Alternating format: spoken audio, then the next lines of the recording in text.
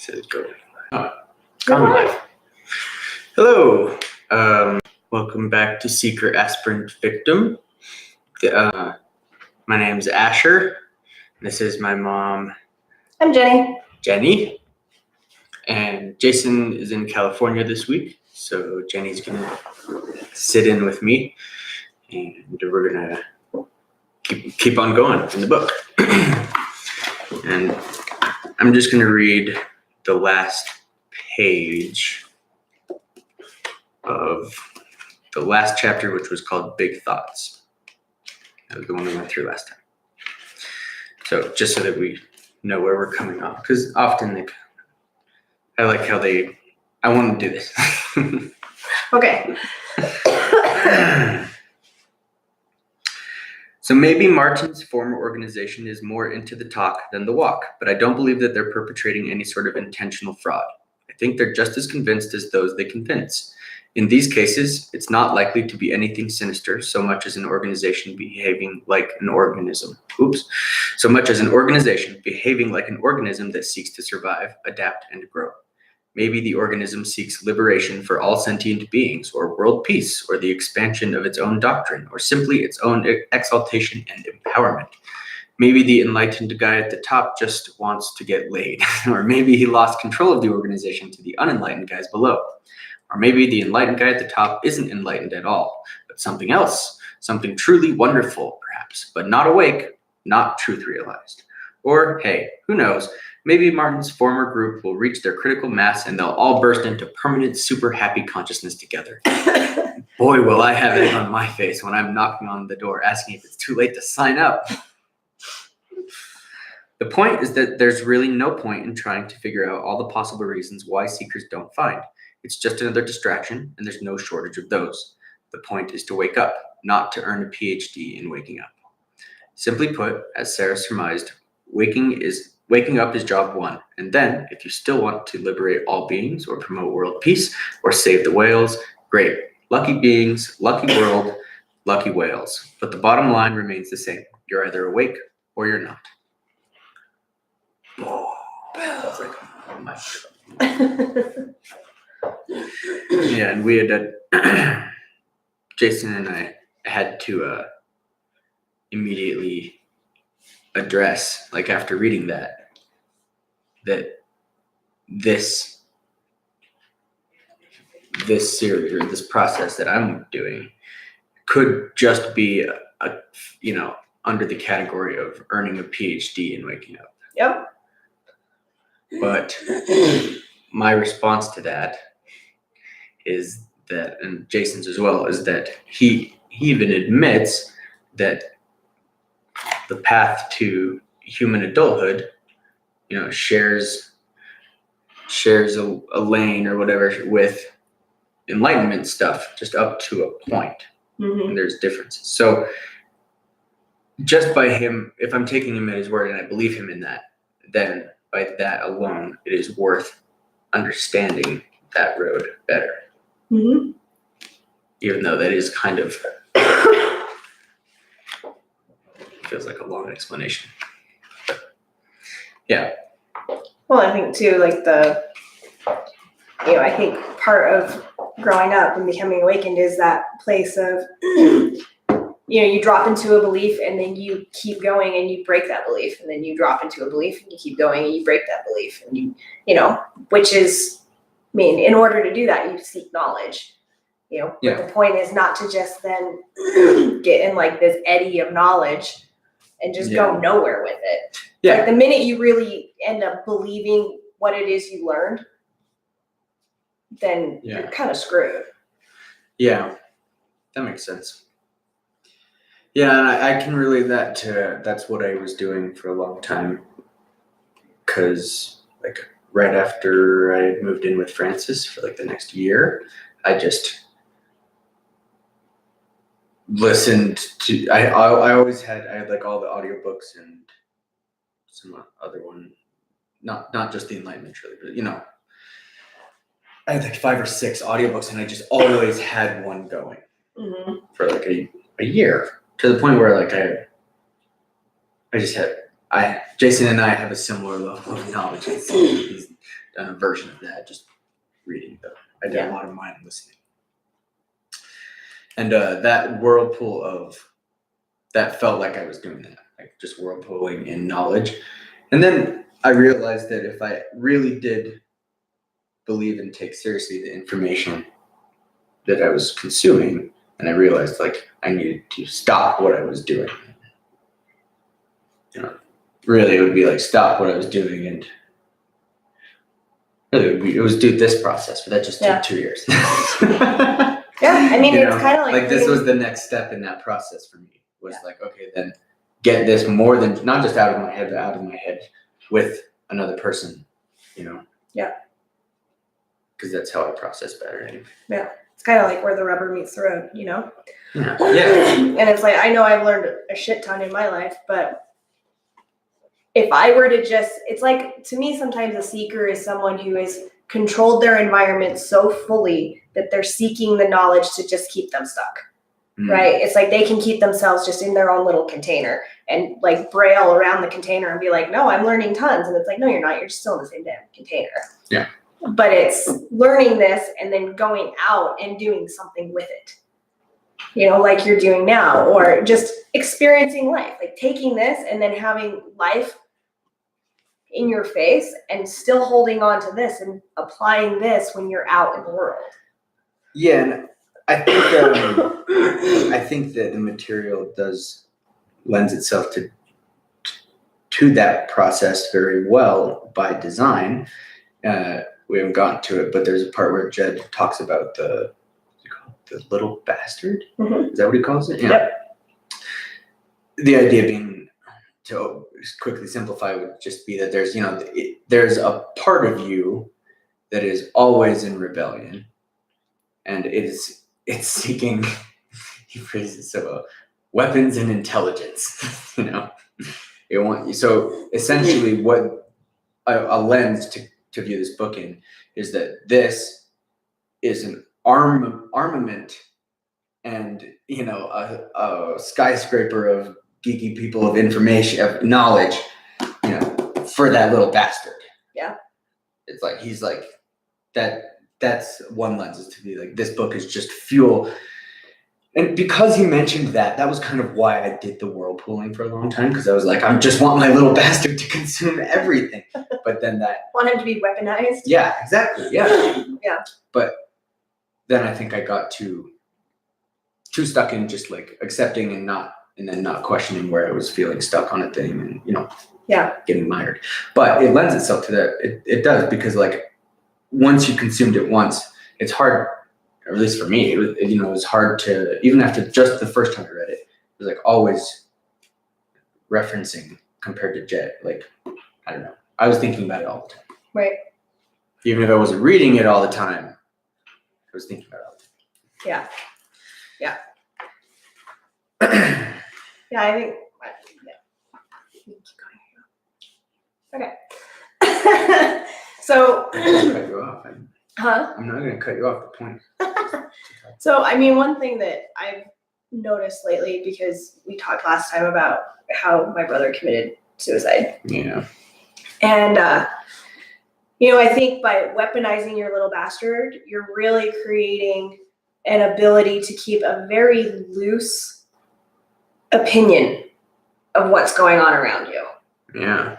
And, I noticed that, as I sat with my parents and as people came over to, console my parents and things like that, so many people had done exactly what we're talking about, where, they're in their 70s and they've been seekers in their own way, but they just kind of stopped after a while. And then they very much in the moment of something as big as a death or suicide latched right back onto that thing. And you hear the same phrases coming up, like, oh, he's in a better place. It's like you hear the same things coming up and like the same stale words. They're all plugged into the same whirlpool. Exactly. Yeah. And it's like, it was just really interesting to sit back in all of that and to just have a looser opinion about the whole thing. And to start to recognize like the mimicry of the pattern of, like, you're hearing like that That's interesting that you're able to pay attention to that stuff at all. Yeah. Honestly, in such a stressful time. That's really cool. Yeah. Yeah. So, but I think that's a big part is it's that place of not just constantly seeking and attaching, but, weaponizing, and then just, it's a looseness. Yeah. I agree with that very much. It's a good way to describe that. Yeah. Thank you. Yeah. Yeah, I didn't even know we were going to talk that much on this last page. There you go. Because I titled it the next chapter. Is still it's the first thing I do is fuck up the order. Okay. Oh well. Okay. So, I'll let you read this one. Okay. Placid and self-contained. I think I could turn and live with animals. They are so placid and self-contained. I stand and look at them long and long. They do not sweat and whine about their condition. They do not lie awake in the dark and weep for their sins. They do not make me sick discussing their duty to God. No one is dissatisfied. Not one is demented with the mania of owning things. Not one kneels to another, nor to his kind that lived thousands of years ago. Not one is respectable or unhappy over the whole earth. Walt Whitman. Respectable or unhappy. Yep. I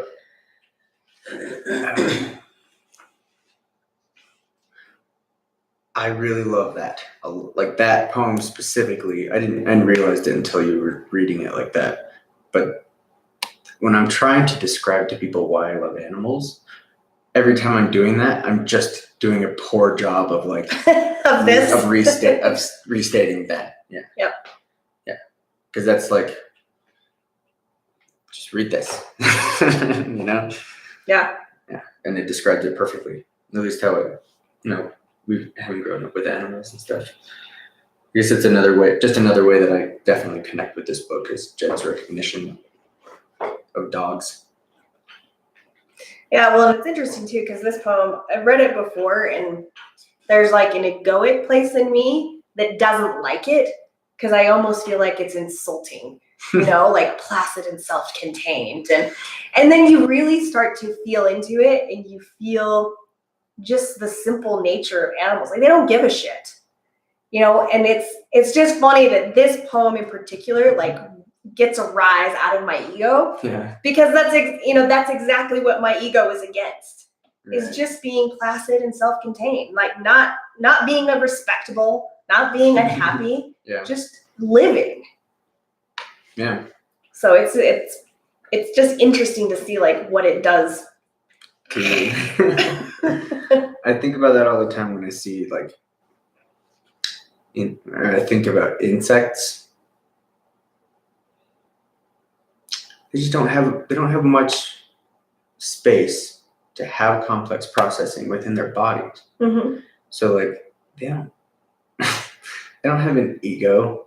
Right. And it's hard to remember that for me because I have a phobia with flying bugs. So you can feel like you're getting picked on, But I just have to force myself sometimes to remember. Because I'll create this little egoic story with them where I'm like, I told you can be here, but I can't see you. Mm-hmm.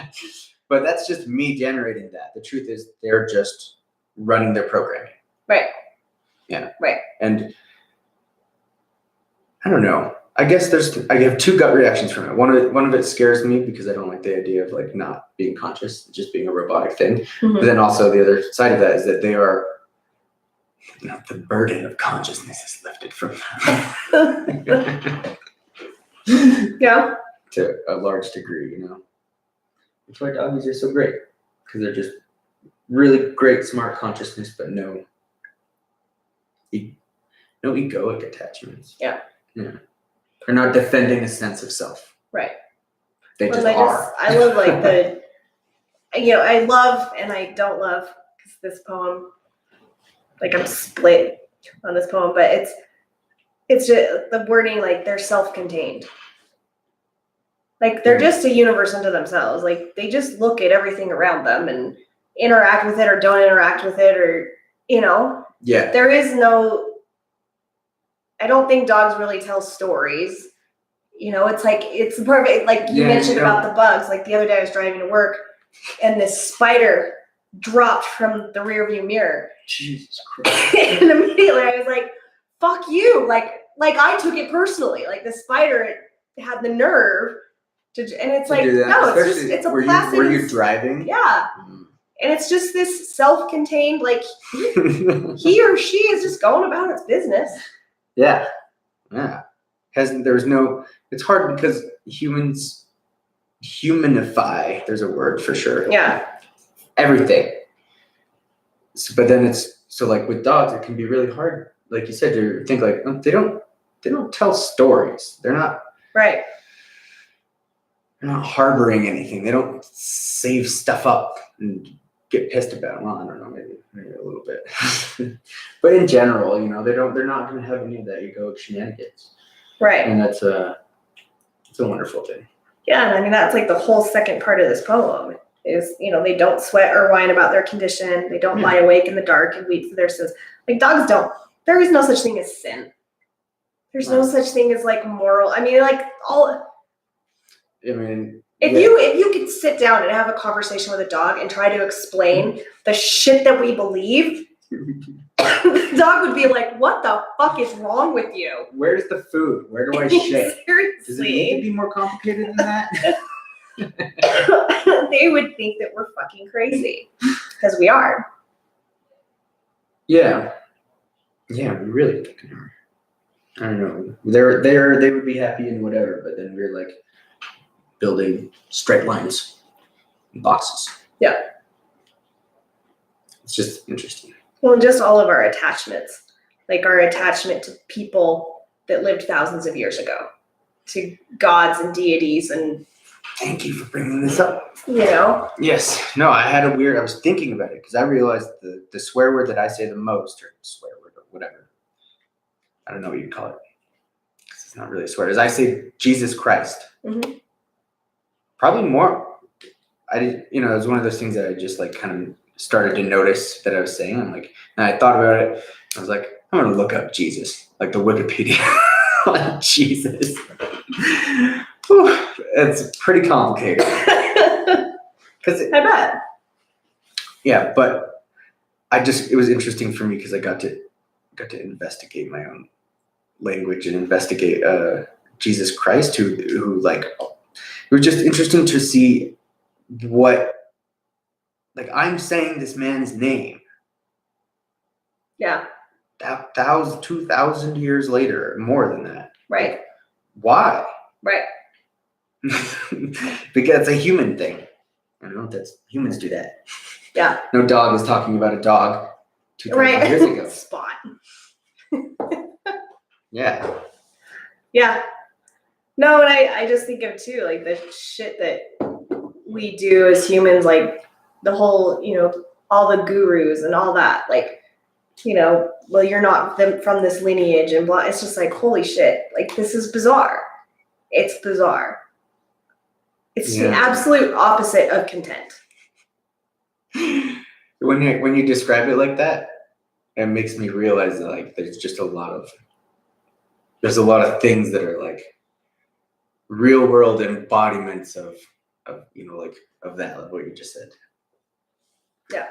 Like people doing all these historying and lineages and ridiculous is just like yeah. Absolutely ridiculous nonsense. It's all made up. It's all attachments. Yeah. Yep. But it's interesting human behavior, I guess. Something. Yeah, they're like manifestations. Sorry, I'm thinking about it. Let's go. You all right? Yeah, but I probably won't read the whole thing. I'm going to pause it some point. Okay. Depends on how long it is, I guess. We're at 20 minutes already. That goes fast. Cool. We have to read the chapter that I titled the episode. What did you title the episode? Done 001. Okay. Sometimes we might stop in the middle. That's why it's 01, because I can add more episodes. All right. Yep. Done. Long enough, you dreamed contemptible dreams. Now I wash the gum from your eyes. You must habit yourself to the dazzle of the light and of every moment of your life. Long have you timidly waited, holding a plank by the shore. Now I will you to be a bold swimmer, to jump off in the midst of the sea, rise again. Nod to me, shout, and laughingly dash with your hair. I am the teacher of athletes. He that by me spreads a wider breast than my own, proves the width of my own. He most honors my style, who learns under it to destroy the teacher. Walt Whitman. There's so much in there. Mm-hmm. Fucking awesome. I like the first thing that stood out was the habit yourself to the dazzle of the light. I think I can relate to that. I don't know. It's funny because for some reason the thing that comes up what I want to talk about is like opposite of I don't know. It's dazzle of the light. Like basically, that brings up for me like the idea of having to specifically the line habit yourself to the dazzle of the light. Meaning like for me that connects with like having to purposely make a habit of like I guess of not being overwhelmed by everything. Mm-hmm. You know, like the dazzle of the light and dazzle of the light also in that's really interesting. Is you must habit yourself to the dazzle of the light. Yeah. Sorry, that I don't know why, but that line really connects with me. It's really interesting. I'm gonna look over it. Yeah. Yeah, I think for me with that kind of you must habit yourself to the dazzle of the light, it's what that kind of brings up for me is like getting used to seeing the grace in your life every single day. You know? Like instead of the stories. That is the correct connection my brain is trying to make. Yeah. Yeah, I've been having massive emotional overwhelm moments where it's just gratitude I feel. Mm-hmm. Like lately, a lot. Yeah. And I work outside and I'm doing like hard labor with machine work, but then I'm outside, so then I'll like look up and see how fucking I get to be outside and just look up from my work at any moment and I am outside. Yep.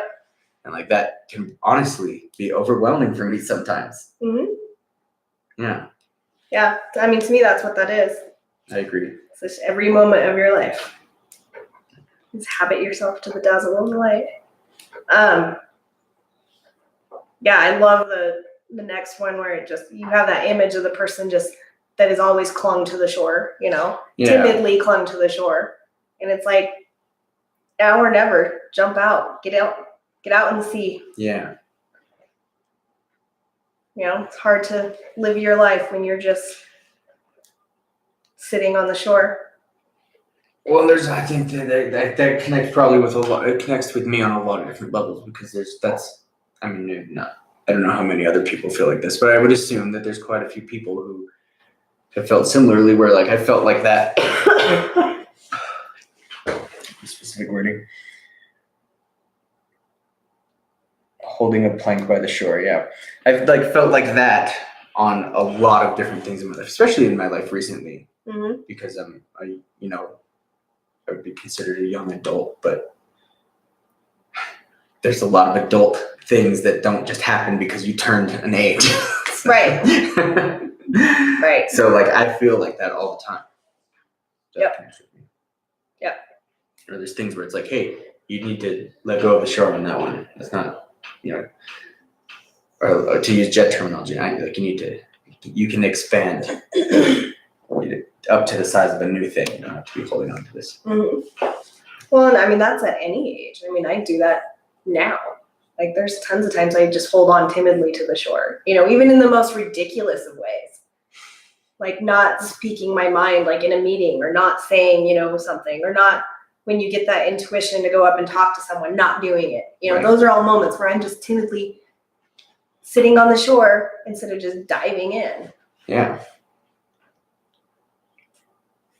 Those are onward.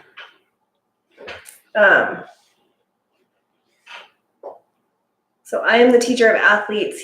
He that by me spreads a wider breast than my own proves the width of my own. He most honors my style, who learns under it to destroy the teacher. I really love that. What does that mean to you? That connects with me because I really like that's I guess I want that role in my life. I like the idea of that, of like he that by me spreads a wider breast than my own Mm-hmm. proves the width of my own, which, you know, to me says that like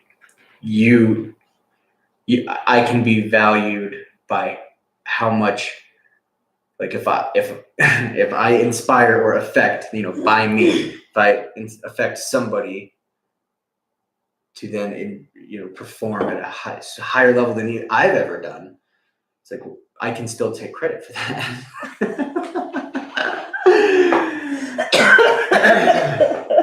That's funny, but what I really mean is like, you know, it proves the width of my own. Mm-hmm. So the idea being like that proves, I don't know, right? That would I'm not misunderstanding, right? Proves the width of my own. And that's it. It has it on a specific line though. I don't know how poems work. Mm-hmm. It's still connected to this. He that by me spreads a wider breast than my own proves the width of my own. Yeah. Mm-hmm. Which I can only take to mean exactly how I just said it, which is like you can affect things in your life or people and then like expand them out way more than you even have. Yeah.